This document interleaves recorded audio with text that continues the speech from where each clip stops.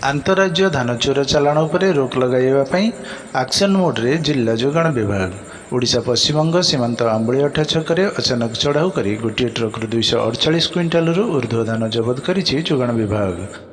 पश्चिमबंग में धान माफिया माने कम दाम रे धान किणी ओडिशा धान मंडी को बिकिया मसुदा करुथिले। ओडिशा रे धान क्विंटाल 3100 टंका होइथिबारु बंगर धान माफिया एवं ओडिशा मुहां होइछंती। 24 घंटिया एनफोर्समेंट टीम पश्चिमबंग आसीथिबा एही धान बुझे ट्रक को संदेह करी अटक रखी जिला जोगाण अधिकारी को खबर देइथिले। खबर पाई जिला जोगाण अधिकारी अचानक चढ़ाऊ करथिले।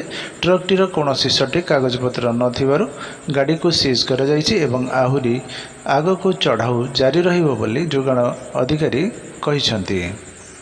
नरसिंह पंडा जिला जोगाण अधिकारी बालेश्वर।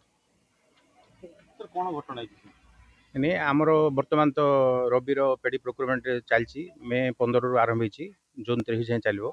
ये आमर जेहेतु बॉर्डर अच्छी border area West Bengal border अच्छी तेणु आम 3टा camera mounted vehicle border point गुड़े सब लगी काले जदि बाहर कौन धान आसुव आम जेहेतु मंडी चलती ये आम गवर्नमेंट बोनस दौरान इनपुट सब आसीस्टेंट दौरान 3100 टंका अच्छी तेणु पड़ोशी वेस्ट बेंगल रु धान आसी आमर ये बिक्री होवार आशंका करूँ एवं से ये आमर जो कैमेरा माउंटेड व्हीकल जो स्टाफ एंगेज होती काली गत राति गोटे गाड़ी डिटेन करते धान गाड़ी की सन्देह होवर डिटेन करते आज आम से बालेश्वर आसचु स्क्वाड एवं परीक्षा निरीक्षा कर देखलु कागजपत्र मागिलु से कौन डॉक्यूमेंट प्रोड्यूस कर पार नाला तेणु बाध्य होगी आम से जो बड़ ट्रक्टे ये जो ट्रक देखुं आप 570 पॉलिथिन बस्तार आम 284 क्विंटाल धान सीज कर।